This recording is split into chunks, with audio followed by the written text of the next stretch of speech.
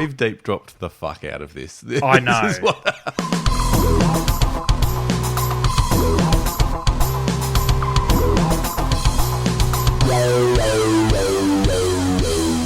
Hello, everyone. Welcome to the Deep Drop. This is a fishing podcast, yet slightly different than anything you've ever heard before, if you're new here. Anyway, we'll get to that in a minute. I'm Luke McCredden. Adam Ring is with me as always. Ads. It's been a week. There's been some successes. There's been some feedback, controversial and supportive of last week's episode.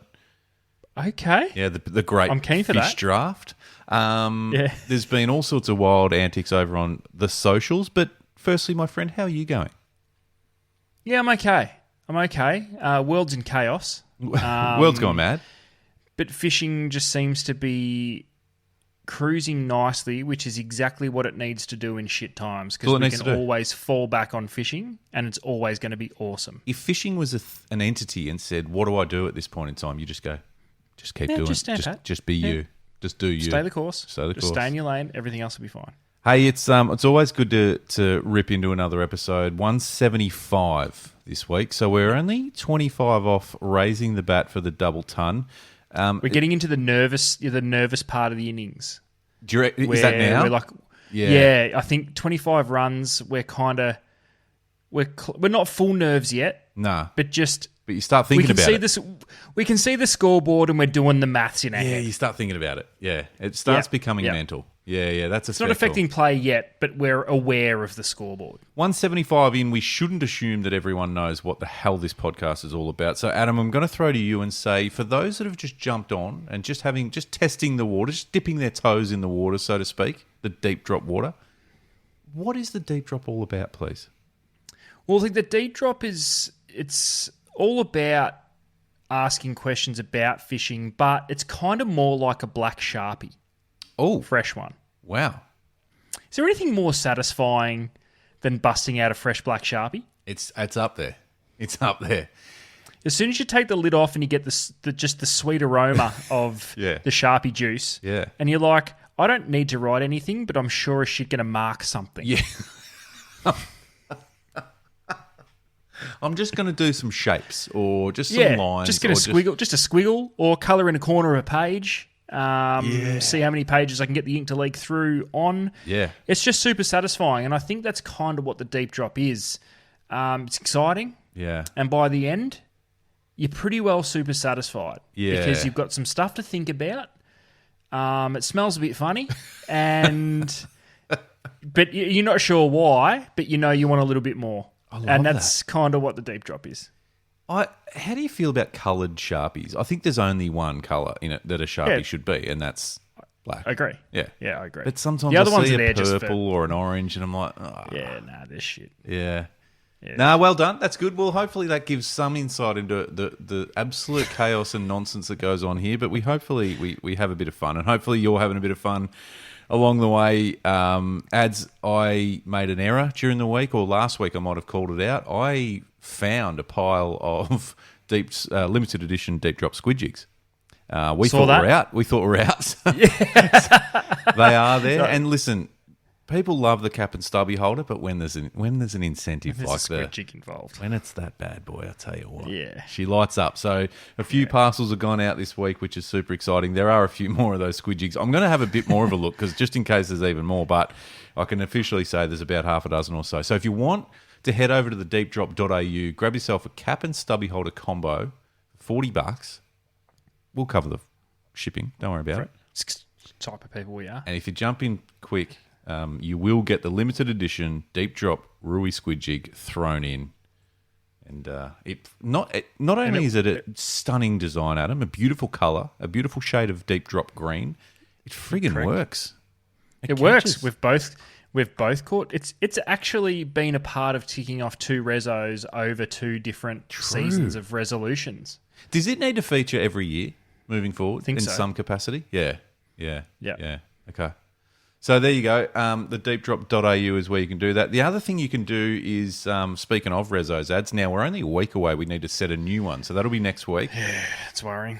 Well, actually, no, it's not. We're on. Come on. What are you talking about? You're on fire. We're on. We're on. So the deepdrop.au, you can find the monthly resolutions page, and you can go through. There's even 2025's reso list on there. You won't.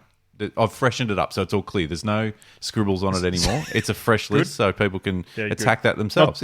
Not that we marked it much anyway. No, there wasn't many Sharpie didn't make an lines. appearance much for the resos. Was not many Sharpie lines, no. But the new one's on there with a couple of resos that we've got going so far. One being the prawn soft plastic sort of thing we've got going on, which we'll talk about in just a second, but also the squid jig campaign, which is to catch a squid on each size from 1.8 all the way up to 4. We've got 2 to go, a 1.8 and a 4, funnily enough, either ends of the list.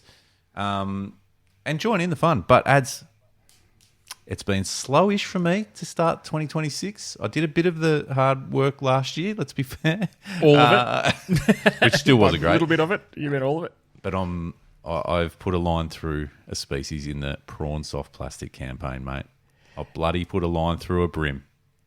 For the listeners out there, this is how serious we take resos. So, Luke, you've been away, and we are going to talk about it, so bear with us. But there was a series of text messages when you had time and or service, because it was a work trip, and there was a little bit of fishing thrown in there. But couple of messages back and forth, and then with no text, with nothing.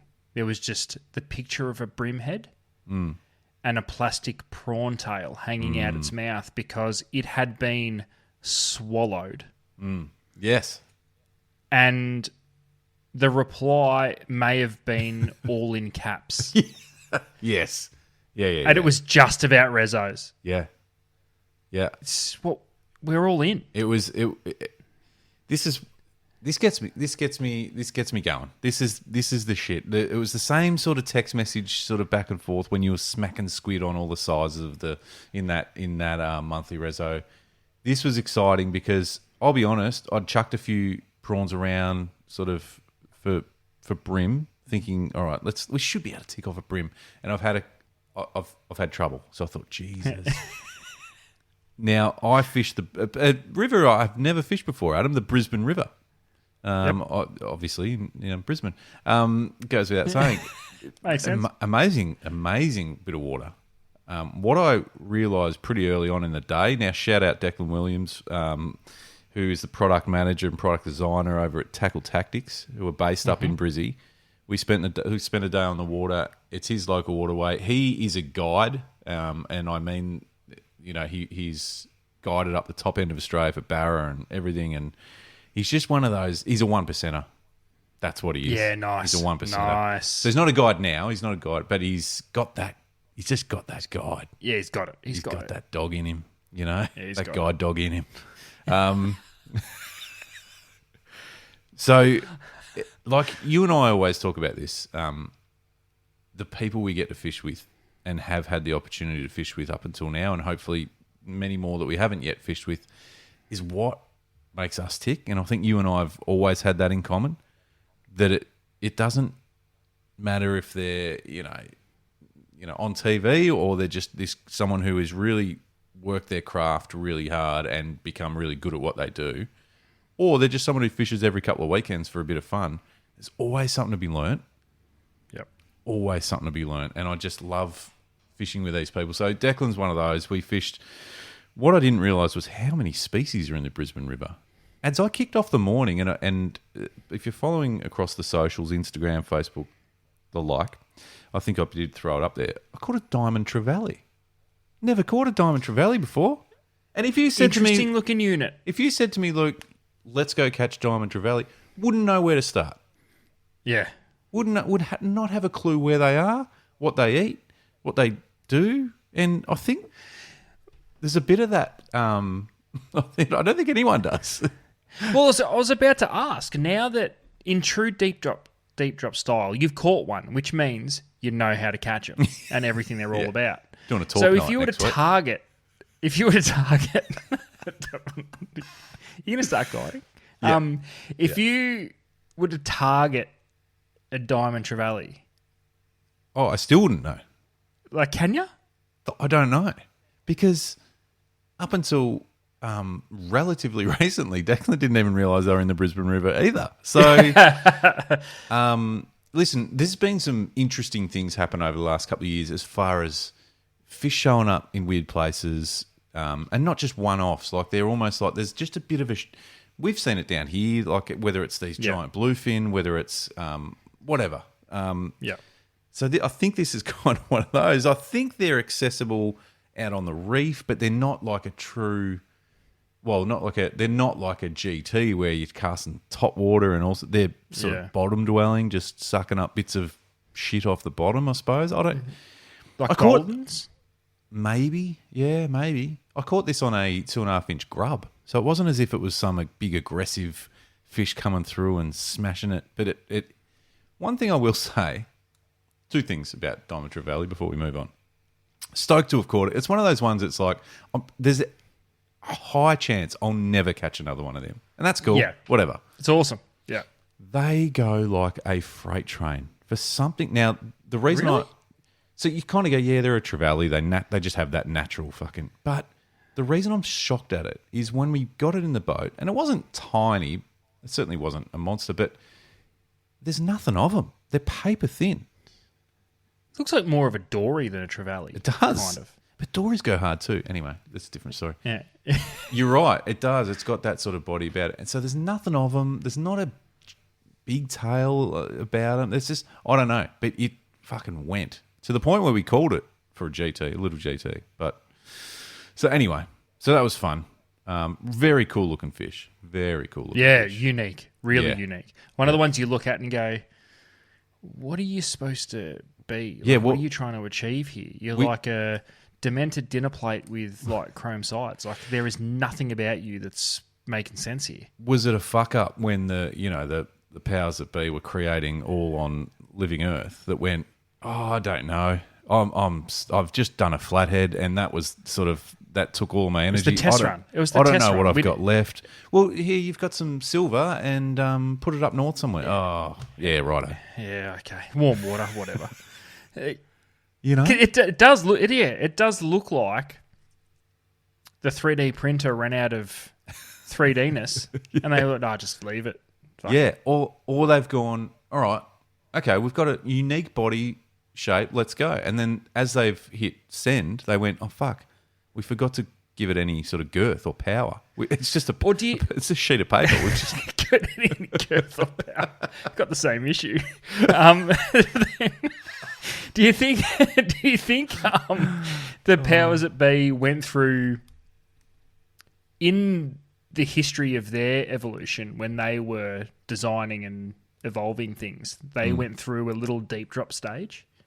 They were just asking too many questions and they confused themselves. Yeah, overthought. Yeah, maybe they had a list, a criteria. Because there's a few species that sit into that. So the criteria for Diamond Trevally before they overthought it was, okay, silver, sick colour sort of way, just like the rest of the Trevally family, have that silver to it, nice deep body, and then they sort of got intricate with these cool little dorsal feathers that they have, these huge, like long stringy sort of things that run off the back, and they got all... And that's where I reckon they could have left it, filled it out and gone on your way. But they've gone, what if we try and make it really streamlined? And then, do you know what I mean? It's like that's been handed to too many people down the chain. Do you reckon they were trying to design a kite and someone said, that looks like a fish? So they put a little weird mouth and tail on it and said, yeah, let's give it a crack. Work. Yeah, maybe. It'll work. Listen... Well, it worked. It worked. Hey, tick. You know what I'm saying? Yeah. Did we have that on monthly Resos? Damn it. I mean, imagine that would be as silly as putting a meter barra from on in month one. In month one from Victoria. I'll never live that down. That could have been though. That could have whatever. I mean, I didn't get it on a prawn, but that could have been one of the things that's clocked it. That wiped the list. Do you know what I mean? Yeah. Yeah. So maybe moving forward, whatever our Resos are, if it involves anything like a lure style, Diamond Trevally is the immediate.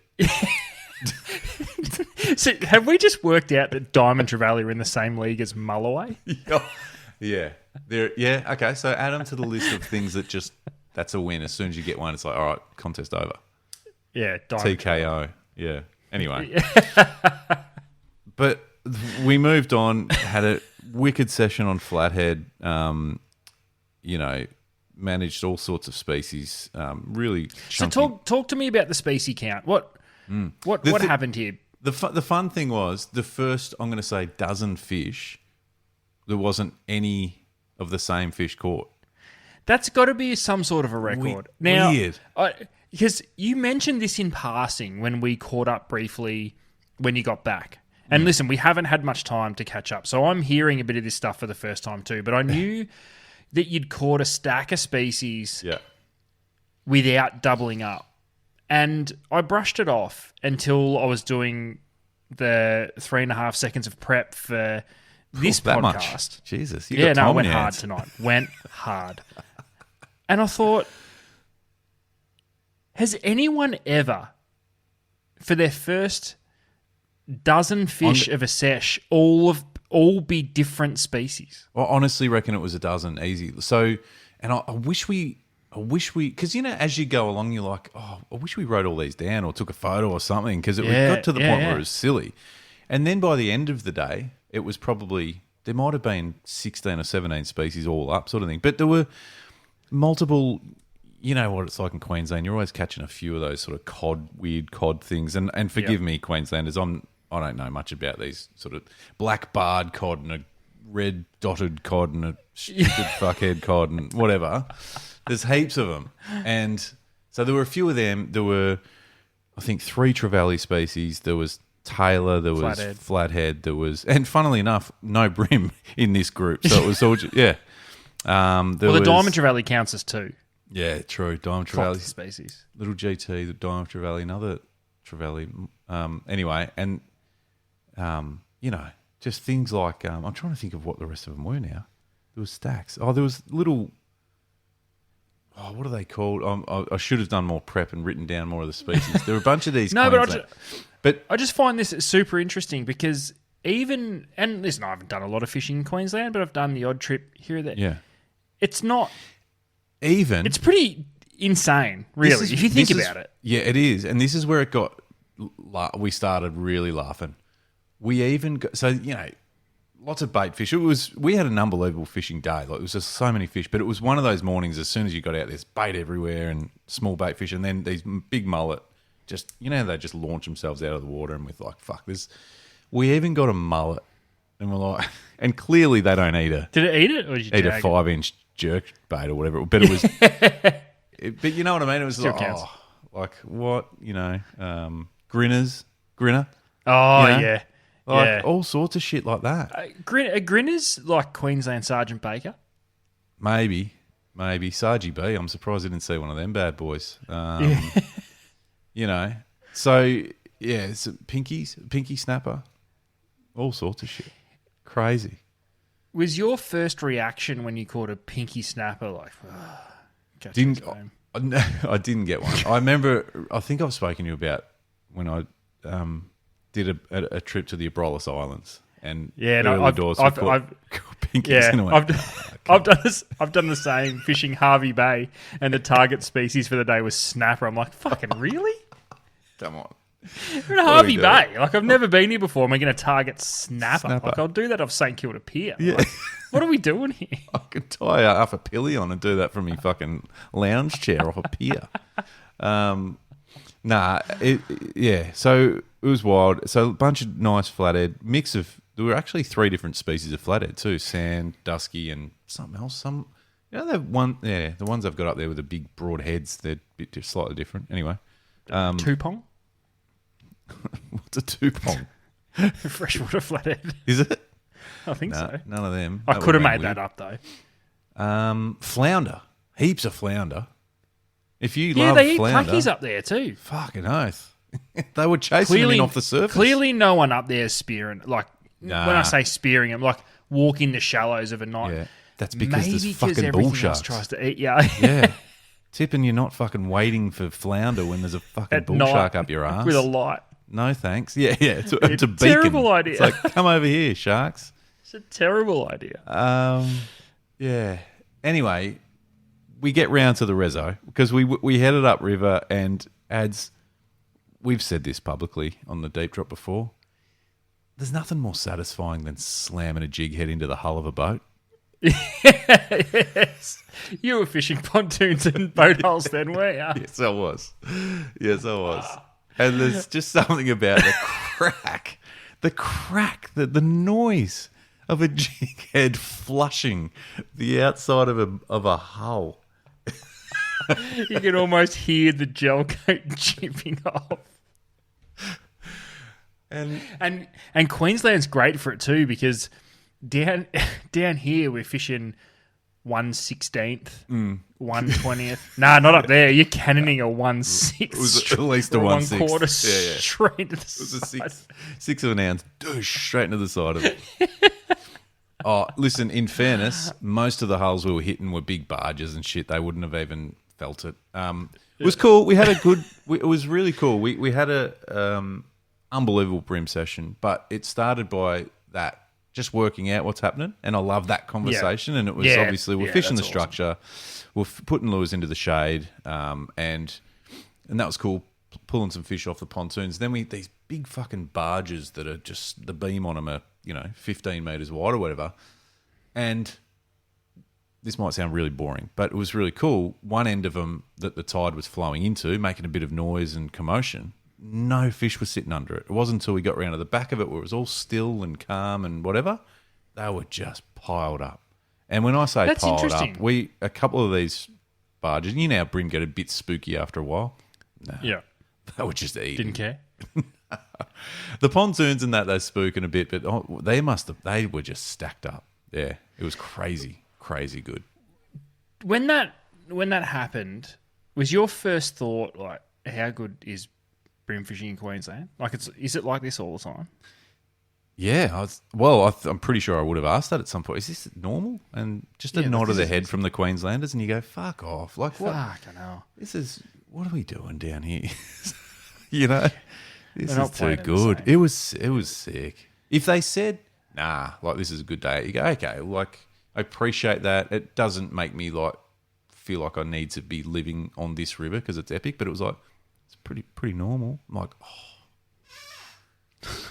Yeah. So at what point did the prawn come out? Because we've spent a lot of time talking about prawn soft plastics on this program, and we will continue to talk about it because we do strongly and truly believe, amongst all the bullshit that we feed our listeners every week, we do strongly believe that, especially where we're from, prawn lures have got a lot to go, and we're leaving a lot of meat on the bone by not throwing them. At what point into a red hot super sesh on brim did you go, it's time?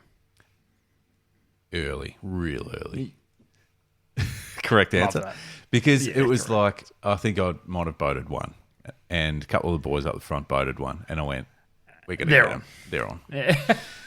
I was chucking around, I don't even know. It was a little grub, I think. Obviously, they work, makes sense, Yeah. So you sort of, the confidence is there in them. Righto. 2.5 inch Z-Man Prawns Elite.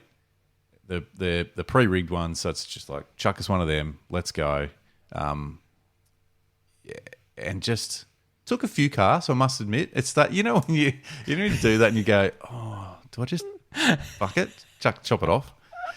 And I went, nah, this is crazy. So kept going. And then when I say, and now a lot of brim fishermen, I don't brim fish all that often. A lot of brim fishers out there will be saying, yeah, that's what happens. When brim eat prawns, they don't pick at them or tap them or knock them around. These, I reckon I went 5 fish in a row that I had to do a bit of, not surgery, but I had to work hard to get the prawn out of its mouth. Just woofed it, and it was just on, and they were screaming. It was awesome. So no mucking around with a prawn. So now this is where I want to bring it back now to you and to the Deep Drop community, because I think this could help with some of our species, not just brim, but we've got flatties. You tick that off, but we've talked about snapper. They're on the list. Estuary perch are on the list. Anything that you're doing. Because for me, I don't know about you. For me, sometimes these bigger prawns, not that 2.5 inches big, it's not big, but sometimes I sort of think, is it not finesse enough? I think is where my head's at. Because ultimately you're not you're not imparting a lot of action into most of these prawn style soft plastics, whether it's the Imposter from Crush City or whatever. They've got that natural thing going on. So you really just have to put in the right spot, do what you got to do, and happy days. Do we feel as Victorians that we're not in control enough? Is that what it is? It's not finesse enough. This is a brilliant question because everything about Victorian lure fishing in general, I would say, or estuary fishing, it's everything's finesse. Yeah. Even with our bait snapper fishing, don't get it to the bottom too quick. Yeah.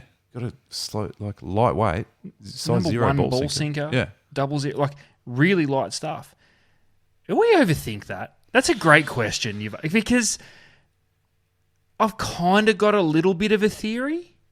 Because if I'm using a little paddle tail or a little grub or a little flick bait sort of thing, that if I'm putting that in, you've got to impart that action. You know what I mean? Like for the most part. Don't think for a second I had anything to do with the hookups on these prawns from these brim. The only thing I needed to do was put in the right spot. And the rest is just the prawn's doing its thing. The brim are seeing it. They know it's a prawn, or they think it's a prawn, and they know they just need to eat it. Otherwise, it'll fuck off. I've got a theory. Let's do it. This is what we do. I've got a theory. I think... What's the one major difference apart from water temperature with all of the Victorian estuaries and bits and pieces? The biggest difference we have to the rest of the country, I feel. Don't know. Fuck all tide. Maybe. All of our estuaries will close for long periods of time depending on weather. So it's fairly little flow. Yeah. As soon as you get up north, the tides are big. Yeah. Queensland, tides are big. So fish don't have time to think, what if? Even just like we're using 1/16 ounce jig heads and below. Yeah. Whereas you're brim fishing with eighth of an ounce up there at times. That's true. In the canals. Yeah, literally. Yeah. So I think it's to do with tide more than anything.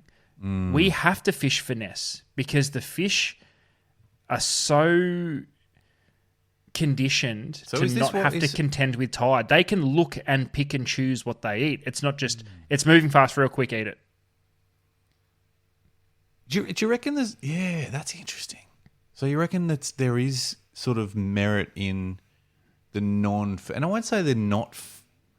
Finesse isn't the right word for these. They're such a... And like I said... I think it's perfect. It is finesse. And you're right.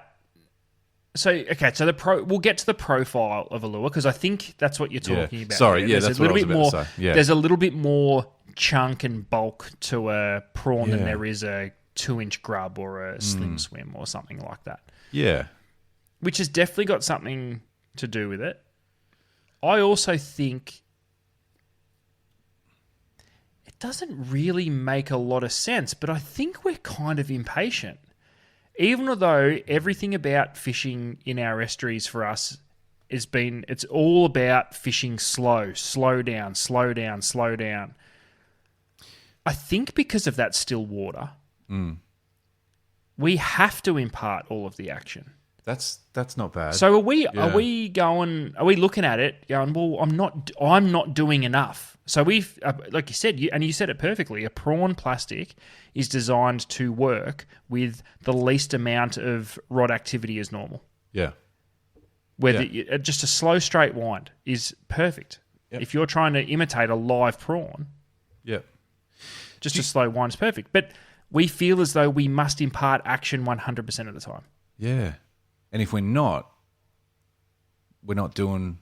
We don't feel right. We don't feel comfortable about it. But yeah, that's right. We don't feel like we're doing enough. It's how our brains are wired, I think. But I think the tide thing's interesting. That's a really good point, actually. Can I ask you? You do way more brim fishing than me. When you're fishing structure, do you fish And what I'm going to ask you is where I'm going with it. I'll get straight to the point. Do we fish too much of the water column? So what do you, if you're fishing structure, let's say pylons on a pontoon or a jetty or a wharf or whatever, do you fish the top quarter, couple of, maybe meter, depending on how deep you are, and then bring it back? Or are you letting it go all the way to the bottom down that pontoon, trying to work the whole thing, down the pylon or whatever the structure is, trying to work the whole lot? It depends what It depends what I'm seeing. Because you'll notice if you're fishing boat holes and pylons, you'll see fish flanking and actively chewing things. If they're sitting up high and you can see them twisting and turning and chewing things, or you pull up to like a pontoon and there's a boat on it and you can see the shadows, they are sitting up really high. Yeah. Then I'll try and fish as light as possible. But generally speaking, I think I'm fishing the bottom more than I am the top. Interesting. See, for me, but I'm trying to sink it as slow as humanly possible. And you're picking up fish off the bottom. I'm thinking back to the snag fishing days in Bear. Because I think we would pick up most fish on the bottom. Yeah, okay. The reason I go there is I reckon, especially if there's a bit of water depth. I'm not saying super deep, but surely, and again, just boat hulls, pontoon, or pylons where there's a lot of mussel growth or whatever growth. We'll fish in a couple of feet and then just burning it back in if we didn't get a bite. Yeah, but it sounded like the fish were up. Yeah, were up high. Yeah. One thing I've started trying to do is have a look at how the fish is made, I guess, or how it looks. So I've been thinking about this with estuary perch because I tend to try and fish on the bottom.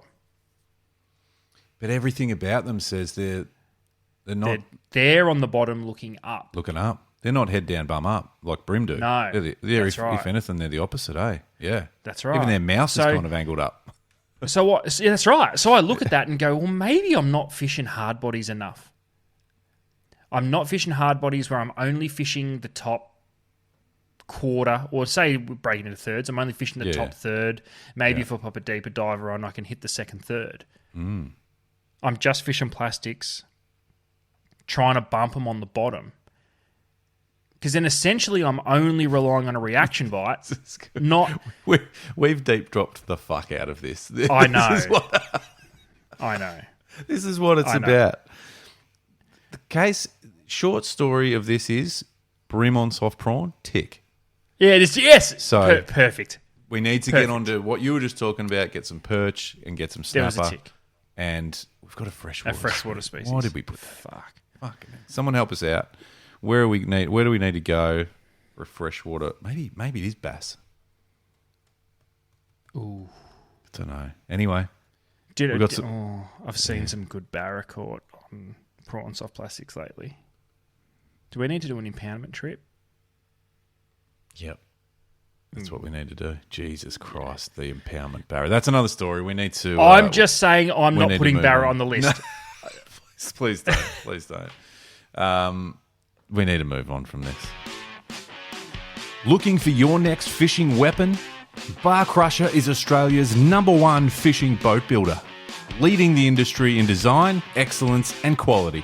For the most advanced plate aluminium fishing boats, or to build your dream boat online, visit barcrusher.com.au. Something's been bothering me, Luke. What? What is it? I've actually lost sleep over this. Jesus Christ. We've seen an explosion of like fishing guides in Victoria. Now, we're not a place that is synonymous with guides. Right. Charter boats, yes. But guides, not so much. Yeah. What's the difference?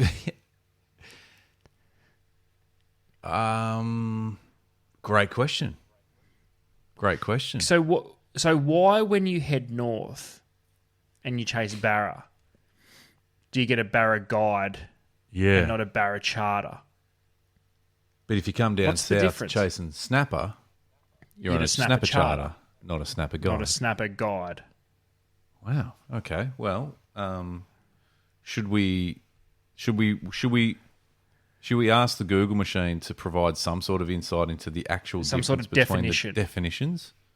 Because I feel like... Let's start there. Okay. Because I actually don't know the answer. All right. Okay. Here we go. Bear with me. Here's one I prepared. Not really. Just trying to... Okay, here we go.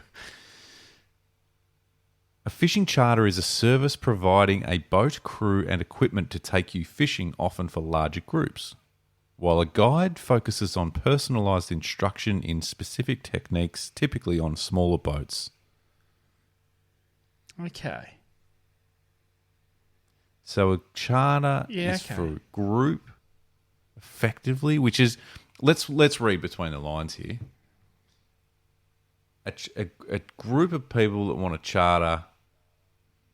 No, I'll go the other way around. A charter is providing a group of people a day out in the water chasing fish with no intention to give them any sort of instructional information or knowledge. It's just wind them in. Which is fine. Which is awesome. Fine. That's perfect. It's perfect. Place for that, and that's what that is. Correct. Whereas a guide will be like, "Hi, Adam. Great to meet you. Muesli bars are up the front. Grab an apple if you feel like it. I'm going to show you how to catch a meter dusky flathead today." Yeah, okay. Do you know what I'm saying? Yeah, no. That's perfect. That's my interpretation. The threshold? What's the threshold of people on a boat? Is it, if it's more than 3, is it a charter? That's an interesting one. Because I have been on a guided trip with 3 people on the boat. No, I think that's 3 punters. Yeah. Or is it kind of boat size dependent, which I guess is the head count as well. But like if you're is it 6 plus as a charter? If you go up to the south coast of New South Wales for a marlin, but you book the whole boat yourself, can you claim it's a guide? If you book a whole charter boat for yourself, can you go, a guide? I went on a marlin guide today. Marlin guide. But the boat and the skipper they don't change their stripes, you know what I mean? They're just like, buckle up, son. That's right. We're gonna go catch a marlin. All right, tell me everything. I'll drive, I'll put the bait in the water, you wind the bastard. Wind it in. Oh, can you teach me all your secret? Nah. Definitely not. Nah. There's a dunny up the front. Don't talk to me. I'm listening. Yeah. I hope you bought some snacks, because here there's no snacks. No snacks here.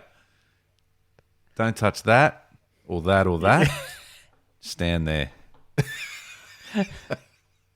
We're painting a really bad picture of charter operators because it's not like that. Well, no, it's not like that at all. But it is an interesting thing, and the only reason I bring it up is because we have had an evolution of the charter boat in Victoria, and we're talking about bay fishing. This is not estuary stuff. This is not small boat. This is bigger boat sort of fishing. We've gone through the era of the guide on Port Phillip Bay or Western Port. Yep. So is it just that? Is it literally, if you're providing me information and teaching me, then I'm being guided? That's a guide? Yep. That makes sense. If you're filling me esky and I'm having a bunch of fun with me mates having a few beers. Listen, I'm on the tins for a $1 on a charter boat. I'm on the brekkie beers. My mate's getting married next week. Let's get him shit-faced. Yep. And by the end of the trip, he might not have any clothes on. Yeah, correct. Correct. That's a charter. And all of this takes place on a boat. It's a charter boat. Yeah. Okay. I think that's kind of... Because the other part of it is that we haven't really touched on is like how you define... Like how you label yourself if you're the business. So, for example, if you might have a 7-metre sort of offshore boat that's capable of carrying 10 people. But if you go, I'm doing all that game fishing or that offshore stuff, but I'm a guide. I'm doing guided trips. The fact of the matter is, you could do one or two people as a guided trip, it's going to cost the earth because you've got to pay for the whole boat. But you could do it that way. How many people do you reckon want a guided tuna trip? Would you just want, like, do you know what I mean? And I'm not saying that charter operators won't teach you a thing or two. Well, this is so this is interesting because can a charter business be both? Can they offer both? If you found out if you found out that X charters from over here, offers, so that you go onto his website, xcharters.com.au, and it says chartered trips, X amount. Yeah. Snapper guides, X amount. Yeah. But more expensive. It's more, yeah. And you're very clear same on boat, what the... Same boat, same location. Same the location. other thing that differs is the information handed out. Yeah. Same location, same boat, same time on water. But if you want the guide, you could even list it on X website. You could say, you know, I will talk you through how to read your sounder, we'll create the rigs from scratch while on board. You know what I mean? So it's like going through rigs and going through the terminal, going through everything that makes up from start to finish, aside from the boat itself. But you can still do the sounder tuition while you're out there if you want, whatever. So from start to catching a fish, and even cleaning might be part of it. Cleaning a fish might be part of the guide. However, on the charter list of things, it's like rock up at 7, back by 3. That's it. So what happens? Listen, let's be real. In every group of people, there's a pain in the ass. Yeah. What if you're on Who's a that charter? in this group of people? Right here. Yes. Okay, that's me. Whatever, move on. If we're on a charter, Yes. me and you, Right. with 4 other randos. Oh, so it's rando. We've booked a charter together. Yeah. But a charter. Yeah. And they've filled the numbers with X amount. Okay. You go into full pain in the ass mode and sit up with the skip and start firing off questions. Yeah.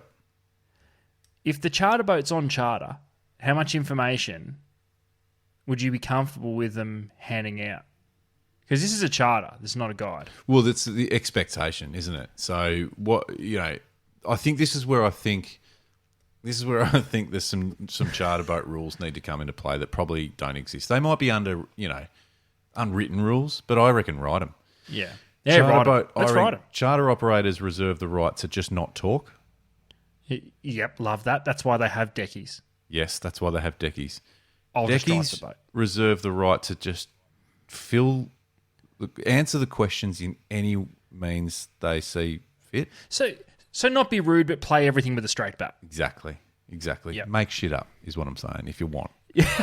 But don't just bare bones basic. Yeah. Bare bones basic. What rig are you using there? Oh, just 2 hook. What sort of hooks? It's the It's sharpish round sort of ones. round ones. Yeah. Yeah. How heavy is your leader? And just grab it and just go, oh, she's about... Yeah, but 40 to 60? 60, 20 to 60. What? Yeah. Yeah. What sort of rod do I need? Big? 7-footer. Yeah. Correct. How big are those sinkers? Oh, yay big? She's she's about. It's hard to tell. Yeah, it's listen, somewhere between light and heavy. So how do you find the mark? What do you do? How do you find the fish? No, we rely on the skipper. Yeah. Oh, should I ask him? No, don't do skipper's that. job, mate. Don't do that. Yeah, nah. I'll go and have a chat to. Don't do that, mate. Yeah, don't. Yeah. If you plan on coming home, don't. Yeah. It's kind of like there needs to be rules and there needs to be a universal symbol. I'm big on this in life. There's got to be a universal symbol for I don't want to talk. Whether you're getting your hair cut, you're in a cab. Yep. You're on a fucking train. You're anywhere. There's got to be some sort of, whether it's a hand gesture, it's I don't know what it is. it would just make life easier for everyone, wouldn't it? You go Headphones? into it, yeah, and maybe that's what it is, and maybe that's what it is. Just pop a pair of Yeah, and you got to headphones put them on, on. You got to put them on early. You don't want to be putting them on, mid sort of. Yeah. That'd be the funniest thing ever. Imagine a charter skipper, just nice day out in the bay, just cruising along, and someone walks up and just goes, "Oh, so what? Tell us a bit about." And then, nah, mate, I'm out. See ya. On the flip side, because I think what we're saying is, I think in a bigger boat situation, you could be there. You could be both. You could be both. Yeah. I think you could have a guide setup or a charter setup. On the flip side, it'd be awkward as fuck if you're a estuary style boat, accommodates 2 people, typically associated with guided trips, but you've got the charter mentality. You don't want to talk to them. You just get on. You've got an esky there with ice in it. 4.5 metre boat. Catching brim and estuary perch, dusky flatted. It's in that environment and that sort of time and place, it's all catch and release, and the skipper's just gaffing them. Just cast there, mate. straight in the bin there, mate. Oh, we keeping it? Yeah, fuck yeah. Should we measure it? Nah, she looks about right, mate. Mate, I've bought a million of these, mate. That's like. So we're really interested to learn about the lure technique. Lures? Nah, mate, we're using bass yabbies. Yeah, mate, we're pilchard tails. I didn't pump all these bass yabbies for nothing. Come on, you're not going to catch anything on that shit. Just ugly sticks. Just a rack of ugly sticks. Pull up to a snag, drop the pick. Yeah, you want to bring that chain up for us, champ? Just drive into the bank. Wouldn't that be a weird fit like that? See, that doesn't work. It's those smaller estuary style right. things. It's a guided situation. It's a very personal, environment. You're spending 6-8 hours on the water, close proximity. Should they have charters? The word charter in their business name then? It feels like it should just be your guide setup, really, shouldn't it? Yeah. Charter feels a bit. Oh, this is gonna. I don't. We're being slightly rude to charter operators, but charter. No. And I'm actually trying not. No. Because I believe everything we've listed, and we've been pretty aggressive with our definitions, but I think that's what charter boat operators should be. Like, no, I'm going to drive. I've got a mental lock in. We're going to, with this point, A, B, C, D, E, and F, depending on what the conditions or the tide's showing us. I am going there whether you like it or not. Yeah. I'm dropping the pick. And if I say lines up, this is shit, I expect you to wind your lines up and I'll go to the next spot. Yeah. And because one thing we know, and you and I have known and know a lot of charter operators, and we've known some classics over the years that no longer are in the game, but we all know one thing about all of them. They all want to catch fish. They all want their clients to get off the boat at the end of the day, onto the ramp, and go onto the the jetty and just go, how good was that? Even the roughest and gruffest old charter operators still want. They're genuinely pissed catching half a dozen. Yeah. No. They expect bags every time. And that's great. You know what? There is a big difference. There is a really big difference. We've been asking what is the difference between a guide and a charter. It's the photos. The biggest difference is the photos. How did we not think of this? How do you know the difference between a guide and a charter? But talk to people through it. Charter is blood. It's kill. It's death. It's kill shots. It's often... as many fish as possible laid out across the deck of a boat with just sort of the old leaning down on one knee type, like thumbs up to the camera type thing from someone who's on the wharf already looking down on the deck of the boat with a camera or and there's a stubby next to the biggest one.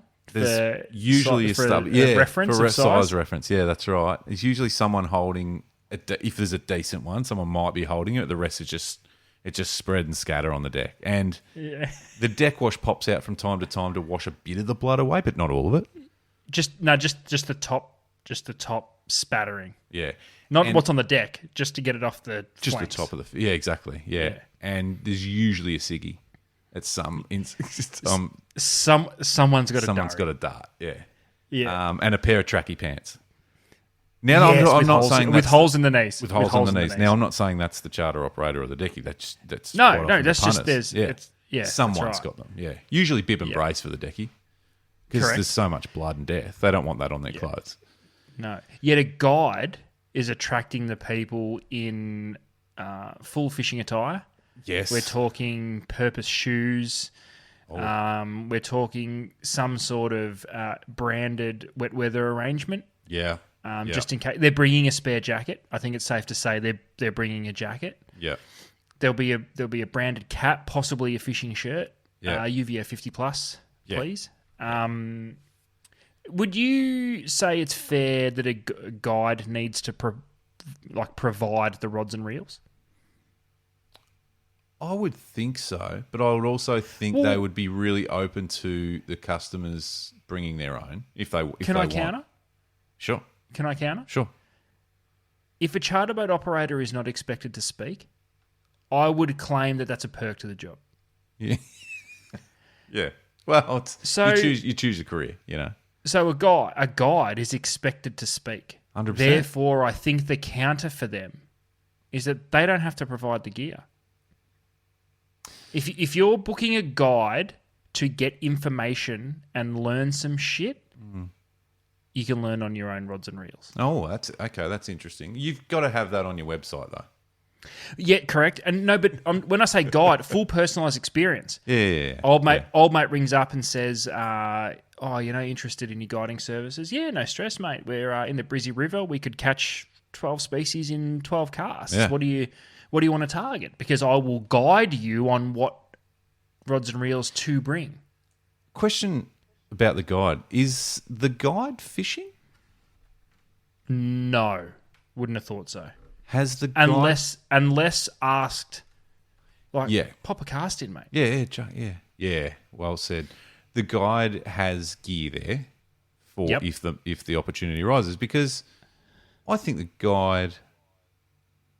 paying customer, has the best spot on the boat, blah, blah, blah. But the guide, I think, especially if it's tough, has that right to go, fucking righto, lads. Move over, pal. Let's see how tough it really is. Yeah. Douche, metre 20. Yeah. Okay, I don't know. I'll sit back and I'll come back here. And I suppose just finishing the photo thing too. The difference is the fish photo. So it's the modelled shot of the flathead pointing at the camera, or the Dewey like on the deck of the it's a beautifully shot image. There's no photos back at the ramp. The photos are on the water pre-release. Correct.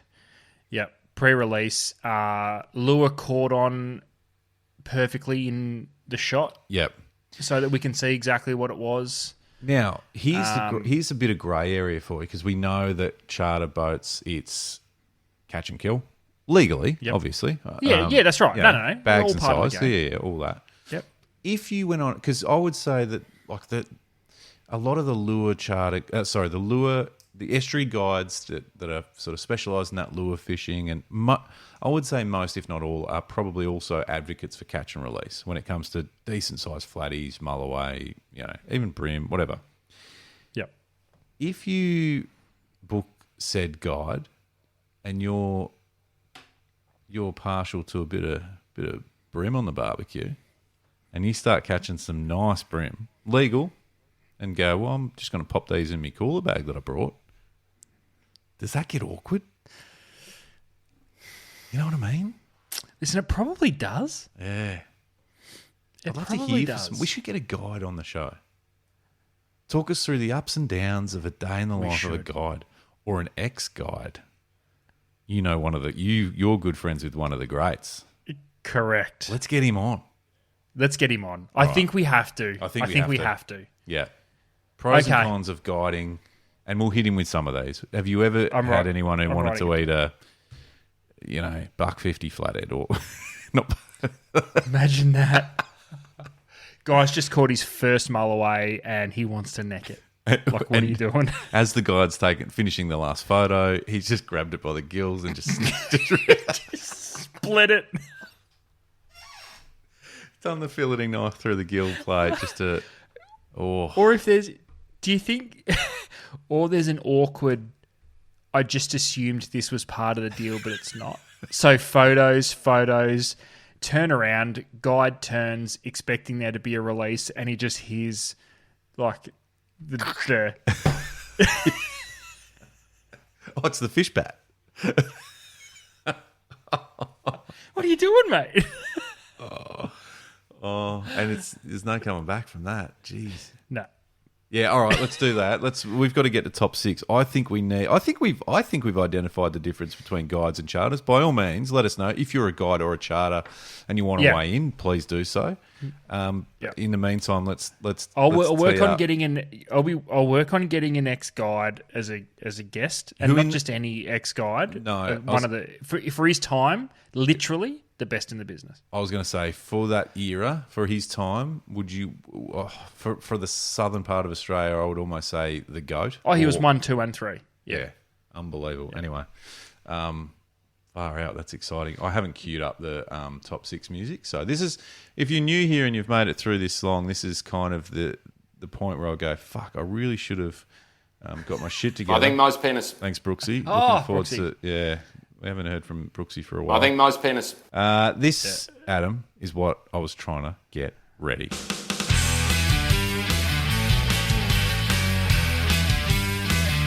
The deep drop. Top 6. That's a big statement right there. Well, this could be one where we do have a big statement right there, Adam, because tonight we're doing something we are super passionate about, but I know it's going to ruffle feathers, and we don't intend on it ruffling feathers, but it is going to ruffle. There's nothing you could do. You could have 100 people do this same top 6, and there'll be another 100 people not satisfied with any of those lists. It'll make sense in a minute. That's right. Yep, that's right. Tonight, ads, we're doing the top 6 lead guitarists. We're talking specifically rock. Yeah. People Well, that's what we enjoy. That's what you and I enjoy. listen to. Now, and this is where the big asterisk sits when it comes to Said that this. perfectly. That's not an I easy tried. word. That's not an easy because word. because I generally fumble it, and I really wanted to get it out You nicely. fucking nailed it, by the way. No, yeah, I was happy. I was happy with that. I don't even want to try and say it again. No, I know said you well. can't now. No, don't, because you'll No. ruin it for sure. But bear in mind, Luke, you and I are tackling this specific list of the top 6 rock guitarists, lead guitarists.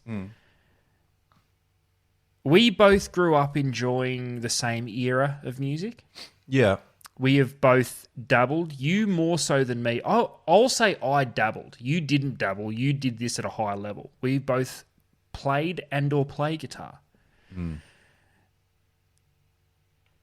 This list is coming from our era. This is what we like. We had no intention of putting together the top 6 greatest lead rock guitarists of all time, anywhere from insane jazz musicians to shredders to whatever. We did it. This is how we grew up. This is what we listened to, and this is what we've taken as inspiration as guitar players of varying levels. There's a spattering of old. There's a spattering of, sort of semi-different genres in a way. It'll make sense when we get into the actual top 6, but there's a couple. Yeah. Anyway, we kind of, I won't say we argued, but we went back and forth a few times on this. But we need to get into some of the honourable mentions, and I feel weird saying that because if I just go through some of these names that aren't in the list, I know there's going to be people. Shout out Scotty Harps from Bar Crusher, who'll be tearing his stereo apart. Oh, he's going to get offended. We're going to offend him, and he might be happy with a few of the, but like so. All right, no, we're going to offend him. Rip the Band-Aid off. Let's go through some of the honourable mentions. I'm going to start with Jimmy Page from Led Zeppelin. We've lost them. 6. We've lost people already. No, this is not in the top 6. Turned off. We had 2 of the arguably. Jesus, I can't even talk now. That's how frazzled I'm because I'm really excited about this top 6. Joe Satriani. Steve Vai. Steve Vai. Like, Eddie Van Halen. I mean, Eric Clapton. You know what I'm saying? I wanted to. I threw one in there now. So okay, we're reeling off some older sort of names, and because fact of the matter is, are there any bands anymore that have lead guitarists? Current. Not so. I think that is if we had a theme. If we had a theme for the top 6, these were more than just lead guitarists. So I can throw some names at you, like Jason Richardson. Have you ever heard of him? No. Insane. Like, just a shredding unit. Yeah, yeah. But he's, like, unbelievable. Tim Henson. You heard of him? No. Incredible guitar players. This is not what we're looking for. No. The 6 that we've got here, they bring something extra to the table. They bring something extra. And the one that could have easily been in that, which we left out, which we threw around for a while, was Matt Bellamy. Same thing. Yeah. Not a household name. Obviously, Muse are a household name when it comes to rock bands, but his guitar work, it's almost overshadowed by everything else he does. But he's a fucking freak of a guitarist. Anyway. Yep. So do you want me to go through this 6 ads? Please. We probably didn't. Yep. Please. Okay. So we're talking rock lead guitarist. This is going to be controversial straight out of the gate with number 6. Not for me. No, not for me. No, and we're both happy with it. This is the criteria is that before we go to air with this, we are both satisfied with it. Adam, you and I. Yep. Doesn't mean the community is going to be. But I like where we went with number 6, and let's go with it. So, number 6, Tom Morello. Yes. Not Rage Against the Machine, but Audio not what Slave. say is the traditional shredding sort of, it's very different to where we end up at number 1. Let me just put it that way. Correct, but it is lead guitar, it's solos, and it's a certain swagger that I would say is different to everybody else on this list. Yep. Totally. Okay. Number 5, Joe Walsh. I know this is going to be controversial. We knew that when we were coming into this. But you can't have this lead guitar player from a band like the Eagles not on a list. There is not an Eagles song that everyone hasn't just, you know what I mean? Nodded their head or whistled the tune to, thanks to Joe Walsh. So, fair. And a personal one, like my favourite band of all time, it's, anyway. Keeping it a little bit old school. Number 4, Brian May. Now, this is the second member of Queen that has been in our top 6 of ours, relatively recently. I mean, come on. What he does to Queen songs is just next level. When you hear someone say a specific song and you start miming and or air guitaring the solo from that, it's a memorable solo. And does Queen have a solo that isn't memorable? No, that's a great call. Has he ever? Do you reckon Brian May's ever recorded anything and went, B-side? It's all killer. Everything he does, and you're right. I love when that stands out as the hook from a song, like that's unbelievable. That's right. Amazing. All right, we're getting real fucking serious now as we enter the top 3. Number 3, Angus Young. Okay. There's only one thing we can say about Angus Young that makes him more than worthy for this list. If your signature move is dressing like a schoolboy as a grown adult and no one thinks it's weird, that's rock, baby. Yeah. Yeah, when your guitar playing overshadows the weird / creepy outfit that you're in every night. And or no one gives a fuck how ugly you are. Because you play guitar that well. Brutal, but that's a bit accurate. mean. No, it's a bit harsh, but it's people are going to look now and go, "Oh fuck, Adam was right." But he's a guitar god. The only controversy on this one's going to be there will be people, and shout out to the community because everyone's got their own thoughts and opinions on it. There will be people going, well, he should be number one. Okay. Well, you haven't heard what 2 and 1 are yet, so just relax. And hang on to your hat. This excites me to say. Number 2, Kirk Hammett. I think this is going to be more controversial than we think because I think there's a lot of, his solos are boring. No, they're fucking not. No, mate. We are both massive Metallica fans. Yeah. I don't physically understand.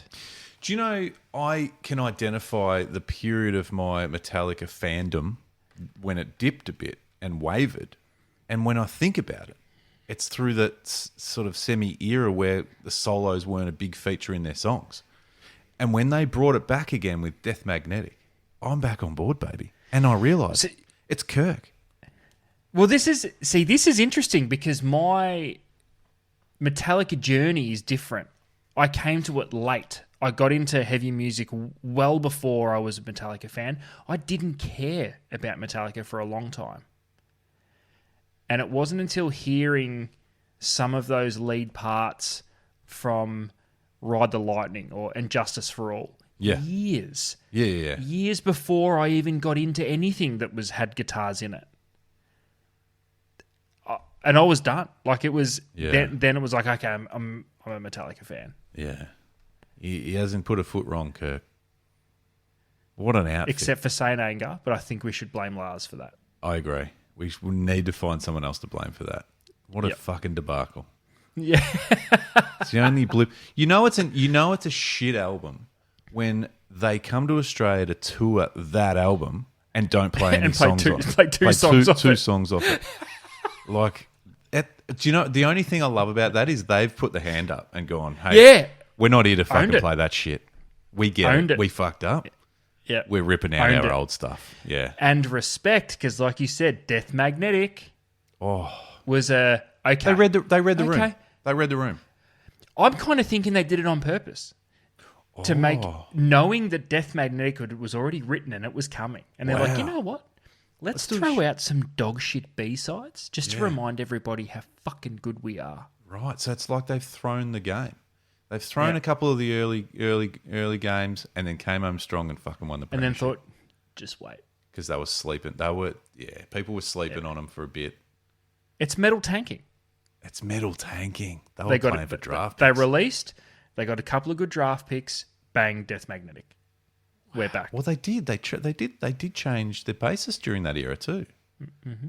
So they were playing for draft picks. I love that. Okay. Listen, this is the number one. We're at number one. You and I we didn't flinch. It was just an absolute no-brainer for us. There'll be all sorts of versions of what should be number one in this particular top 6, but we went here so fast that it couldn't be anything but number one. So, Adam, number 1, Slash. I mean, do we even need to say anything else? He just gets it right. I've never wanted to buy a top hat and a deck of ciggies more. Yeah, if than after watching Slash, and I've never smoked a day in my life. But it would feel good if you did. Topless. He made it cool as fuck. Just a leather jacket that's open to just bare skin, and just a ciggy in the mouth, and doesn't leave the mouth. He manages to smoke the whole dart without touching it, and shredding solos. Like Sunburst Les Paul. Oh, that's the other thing. If you can name his guitar straight off like you just did then, that guitar company, Gibson owe him. Gibson. I hope they're paying him billions. I hope he's got shares. I hope he's got shares. Yeah. Hey, can you imagine the amount? It's like Jordan's shoes. The amount of Gibson Les Pauls that would have sold purely because people just go, Slash is using it. Yep. Seriously. Angus Young with the SG. Yes. Same Gibson thing. Again. Gibson SG. The red Gibson SG. Yep. Would you say... Why? Because Angus Young. Kirk Hammett. Well, LTD Kirk uses ESP. but he also uses Jackson guitar. He uses a lot of different guitars too. But that ESP, yeah, maybe the one brand, with the not so much the one with. Well, he's got some iconic guitars. a lot of custom guitars too. Yes, custom graphics and stuff on them. Yeah, not necessarily a shape. But then you move into that Brian May, and we spoke about Matt Bellamy, even Tom Morello to a degree, where they're just building their own shit. So it's not even stock fucking guitars you can buy. That's right, Morello with his Frankenstrat. Yeah. Like just different bits and strings not trimmed after a restring. Yeah. It's awesome. I'm pretty sure Brian May built his from scratch. Like, it's crazy. He's that good, he didn't even need a guitar company to go, okay, we'll help. Do you know I'm going to get this wrong. He is like a... I'm not even going to continue because I can't remember what it is, but it's like he's a genius. Like, he's got some PhD in some fucking unbelievable fucking science thing. I should have had that fact ready to go. But the other thing, Joe Walsh, so just talking about this, I was just about to say, I don't know anything about him. No, well, he uses heaps and heaps of different guitars, but I associate him mainly with Fender Strats. I was going to say, tears the music apart. The music says to me, I'm a Strat guy. He's a Strat guy. No, not a Tele. No, but he'll use them. A Stratocaster. A Stratocaster. A Fender Strat. Yeah. It's a beautiful sounding guitar. And you can hear it in, this is me nerding out, you can hear that Strat in the Hotel California solo where he's going with, there's another guitar player, but you can hear the Strat. You can hear the Strat in the opening, in that main riff of Life in the Fast Lane. Like, you can hear it. And it's him. Fuck. Yeah. Anyway. So Slash, Kirk Hammett, Angus Young, Brian May, Joe Walsh, Tom Morello, if they were in a room together, you would sell your firstborn to go and watch that concert. It's a controversial 6, and I'm super happy with it. But again, to my point, there is no 6 that you could put together that wouldn't be somewhat controversial, because how do you leave people out? Yeah, that's right. Yeah, right. And there's so many different styles of lead guitarist, and well, you watch. There's going to be Jimmy Page. Where do you think where do you think the most kickback's going to come from here? It'll be. I think there'll be some kickback on Tom Morello. I think there'll be some more about who's not in there, and I reckon the Jimmy Page argument's going to come up over and over and over. And we're here for it. We're okay. We're backing ourselves. Eric Clapton. I don't know if it's full. Like, when you think rock, like, I know Kirk Hammett sort of, I guess he's, even Guns N' Roses to a degree were sort of somewhat metal. Guns N' Roses, Metallica. But even AC/DC in parts. We're pretty heavy. It's not the double kick metal that we're probably. No. But, it's got some. And Joe Walsh, Queen and Eagles weren't necessarily like the Metallica level of heavy metal or metal at all, but it was right. It was still rock and roll, right? And it's such a wide genre. Like, that's what I mean. I felt it really hard not having. I brought it up with you off air about not having Eric Clapton was a struggle for me, but I came to terms with it. How many Dave Mustaine fans are going to hate on us for Kirk Hammett? How many fans has Dave Mustaine got? Let's be honest. Well, there are some diehards. There is. Aren't there? Yeah. Did you ever get into Megadeth? Not really. No. Me either. I felt like you were either Metallica or Megadeth. Yeah. When I say not really, not at all. No, I didn't at all. Same. Yeah. Same. Like zero. No. Couldn't name one song. Oh, no, there was one. There was one. I actually heard it the other day. Anyway. And it's no disrespect. I just didn't go down that path. There's no Megadeth on the Deep Drop Fishing Tunes playlist on Spotify. Let's put it that way. Correct. So, I mean, that says something. I've said. Yeah, I just want to make sure that everyone else features on the deep. Yeah. Oh, we might not have Eagles in there. The Eagles wouldn't be on there just because it doesn't. I feel like it'd have to be Queen, wouldn't it? Anyway, no, I don't make think that change. Yes, we can sort that. Do we make another playlist just of guitarists? I don't know. Okay, well, that's all right. Let's go. That's good. I feel good about that. Let us know. We're going to get some feedback. Jump across the socials. Give us your thoughts. Don't forget to comment on Spotify. Lots of comments on Spotify this week, ads, which is great. And I was about to start reading out what we've spoken about tonight, but I was looking at the wrong page because heads up, we were going to do that top 6 last week, but we got carried away with the Great Fish draft, which was... The draft, yeah. We're going to have to do phase 2 of the draft at some stage, by the way. every year. There's a new draft every year. Yeah, maybe...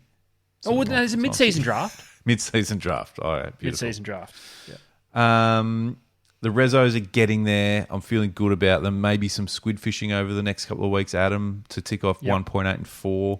What's the difference between a guide and a charter? I mean, let us know what your thoughts are. We're going to come to the party soon with one of the greatest guides of all time and lead guitarists. It's going to be the talking point. That's fine. We're here for it. Let's go. Adam, thank you very much. We'll see you real soon. Peace.